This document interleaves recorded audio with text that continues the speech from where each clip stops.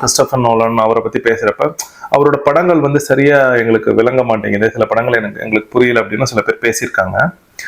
ஒருவேளை நம்ம வந்து ஒரு பந்தாக்காக கிறிஸ்டோபர் நோலன் படம் பார்த்தீங்களா அப்படின்னா அப்படிலாம் கிடையாது. உண்மையை சொல்ல போனா எனக்கு அவரை ரொம்ப பிடிக்கும். அவரோட அவர் திரைப்படம் எடுக்கின்ற விதம் அதெல்லாம் எனக்கு ரொம்ப பிடிக்கும். அப்ப இதை பத்தி பேசணும் அப்படின்னு நான் விருப்பப்பட்டேன். எதுக்காக நம்ம வந்து கிறிஸ்டோபர் நோலன் அப்படின்ற ஒரு திரைப்பட இயக்குனரை வந்து நம்ம வந்து ஒரு உயர்ந்த இடத்துல வச்சிருக்கோம். ஏன்னா ஒரு இடத்த எனக்கு வந்து அறிவாளிகளை ரொம்ப பிடிக்கும். அறிவாளிகள், இந்த ஜீனியஸ் அப்படின்னு சொல்லுவாங்க, அந்த மாதிரி. என்னை பொறுத்த வரைக்கும் கிறிஸ்டோபர் நோலன் கிட்ட வந்து திரைத்துறையை பொறுத்த வரைக்கும் ஒரு ஜீனியஸா நாங்க கருதுறேன் அவரை.